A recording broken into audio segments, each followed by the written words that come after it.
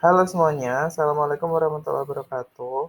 Pada video kali ini kita akan membahas yaitu mengenai informasi obat yaitu misoprostol. Sebelum mulai ke pembahasannya, jangan lupa untuk klik subscribe dan share video ini agar bisa bermanfaat bagi semuanya. Langsung aja kita masuk ke pembahasan yang pertama. Jadi misoprostol ini merupakan obat tukak lambung digunakan selama mengonsumsi obat-obatan golongan NSAID. Dokter paling sering meresepkan obat ini pada orang yang punya riwayat atau berisiko tinggi terkena tukak lambung. Obat ini bekerja dengan cara menurunkan kadar asam di lambung. Dengan meminum obat ini, risiko terjadinya luka atau perdarahan di lambung dapat diminimalisir. Selain mencegah tukak lambung, misoprostol merupakan salah satu obat yang digunakan untuk mengakhiri kehamilan, alias aborsi. Untuk kasus tersebut, obat ini biasanya digabung dengan obat lain seperti mifepristone. Tak hanya itu, obat ini juga bisa digunakan sebagai obat penolong pada saat persalinan. Dokter akan menggunakan obat ini untuk induksi persalinan dan mengobati perdarahan yang parah setelah melahirkan.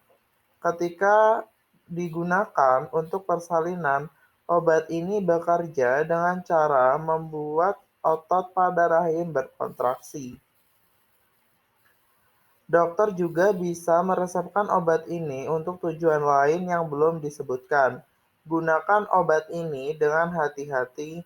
Jika tidak, obat ini bisa menimbulkan efek samping yang berbahaya dan berakibat fatal. Bagaimana aturan pakai misoprostol?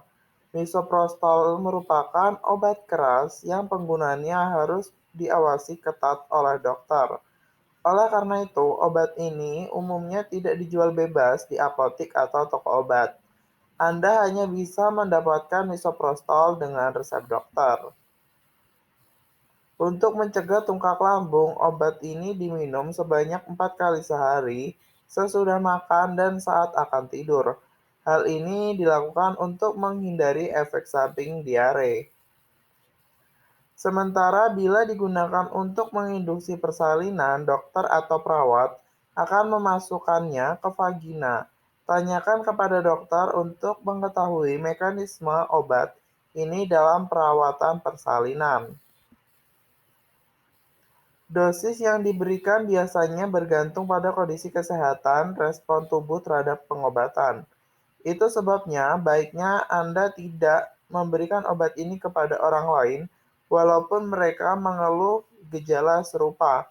Jangan menambah atau mengurangi dosis dengan sembarang. Selain itu, menurunkan keampuhan obat. Hal ini juga dapat meningkatkan risiko efek samping. Segeralah periksa ke dokter bila kondisi Anda tidak membaik atau semakin memburuk. Dokter dapat mengubah dosis atau mengganti obat lain yang lebih cocok dengan kondisi Anda. Dosis misoprostol. Jadi, informasi yang diberikan bukanlah pengganti dari nasihat medis. Selalu konsultasikan kepada dokter atau apoteker sebelum mulai pengobatan. Bagaimana misoprostol dosisnya untuk orang dewasa? Dosis standar yang dianjurkan adalah 200 mikrogram atau mcg. Diminum 4 kali sehari setelah makan dan saat akan tidur.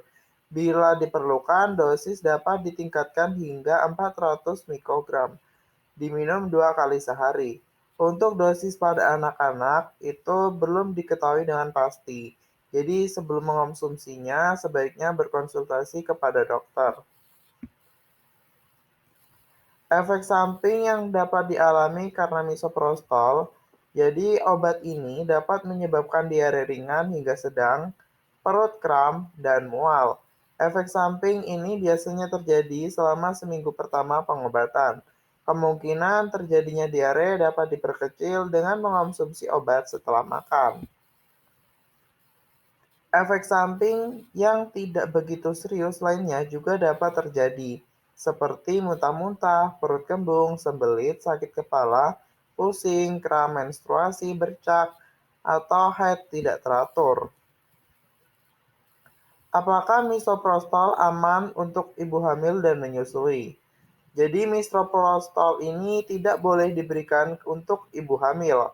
Obat ini dapat menyebabkan atau membahayakan kehamilan karena memicu kontraksi rahim, pendarahan, serta keguguran.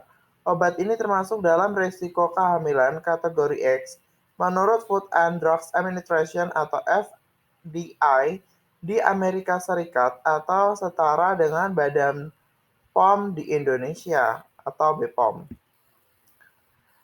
Salah satu yang perlu diperhatikan yaitu mengenai interaksi obat. Jadi misoprostol ini tidak boleh dikonsumsi obat dengan salah satu obat yang berpotensi menimbulkan efek samping negatif dengan obat misoprostol seperti phenylbutazone. Jadi ingat, sebelum mengonsumsi obat, sebaiknya konsultasilah kepada dokter atau apoteker. Ini untuk referensinya ya. Oke, cukup sekian pembahasan video pada kali ini. Semoga bisa bermanfaat. Jangan lupa untuk klik tombol subscribe dan share video ini agar bermanfaat bagi kita semua. See you, bye-bye.